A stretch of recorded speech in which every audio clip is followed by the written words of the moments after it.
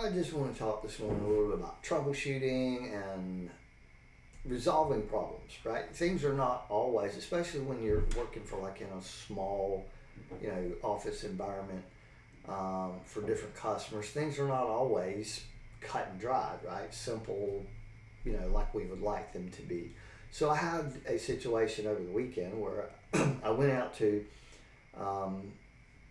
this realtor, and he's had different people out there and work on different things, and here was his issue. One, the last person who did whatever, now every time he went to open a PDF, it would pop up, what program do you want to use, right?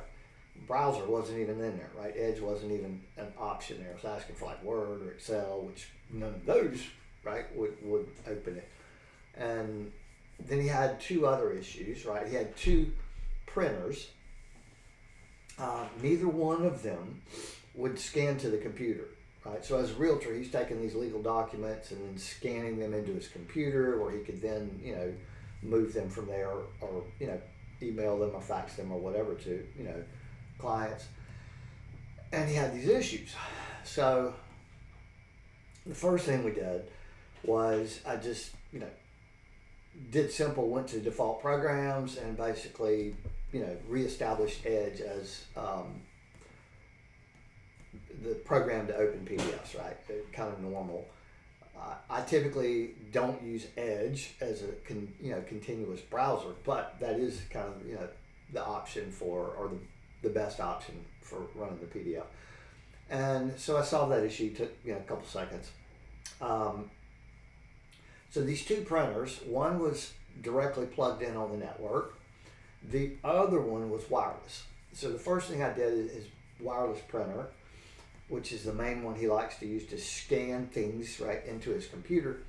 So I went and I looked at it, and on the display, went to network, and it was disconnected from the network. So something had happened, right? Little hiccup, whatever, and it lost connection to the actual wireless network. Simple fix, right?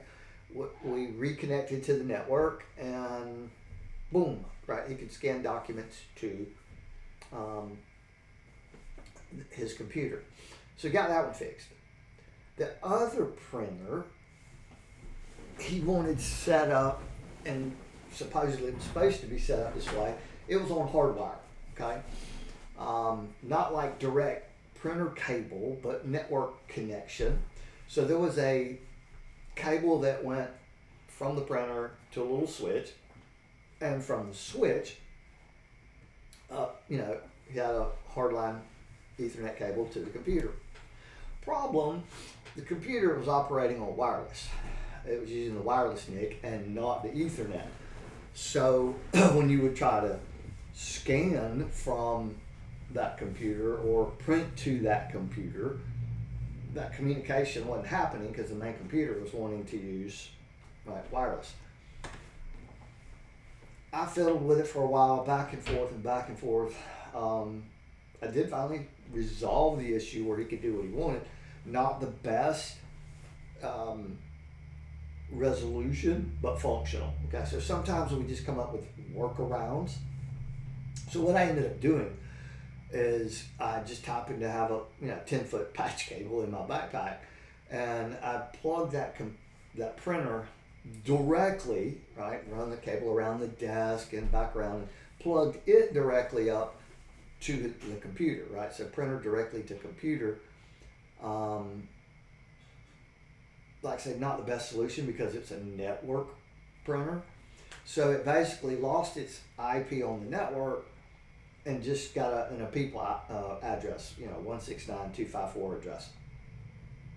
However, it now had direct communication with that desktop.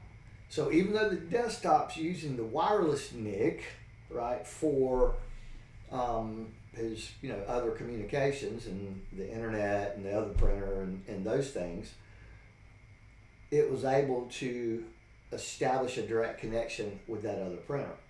And the reason he wanted it that way is because he lives in Panama City, Florida.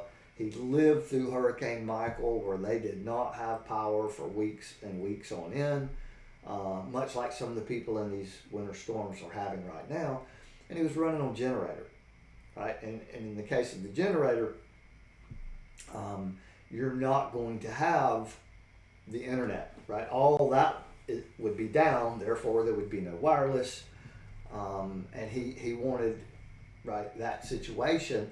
So in the future, if it happens, he could still, right, be able to power the computer and still be able to power that printer and conduct his business. So we did get it, hooked up and established. Not my, favorite way to do that, but sometimes you do what you have to do to make it functional, okay? Any guy, any IT person that works in the field knows things are not always ideal, okay? It's not textbook the way you would like it to be, but it also has to be functional and you have to get them up and going. So sometimes we come up with these workarounds to just make things work, okay? And be prepared, because if you are just starting out and you go out and work in the field, you are gonna see some crazy, crazy stuff, right? You will run into things behind other people and you have no idea what they did. There's no documentation. You just you start by troubleshooting and figure out what can you do to get where they want to be, okay? That's kind of the reality sometimes. IT is never always textbook kind of, perfect scenario, utopian situation. Most times it's messy, okay? Another thing too, if you're just kind of, getting into this field and starting out, IT is not a 9-to-5 job. No way, no how, right? It can be a 24/7 job. I was once offered a position for a bread making company. They produce bread here in the Southeast, pretty much the biggest bread. If I called their name, you would maybe recognize them. I was offered a very well-paying job, and I turned them down. And they were like, "We don't understand. Why would you not want this job?" I said, "When do you make bread?" "Well, in the middle of the night." I was like, "That's why. Because if stuff breaks, it's going to break in the middle of the night. I don't want to get up in the middle of the night and come fix your stuff." Okay? But that is the reality of IT. Okay? Sometimes it's just that way. All right. Just wanted to kind of, do a quick little blurb about how things go sometimes. Real world kind of stuff. You guys have a great day. Peace out.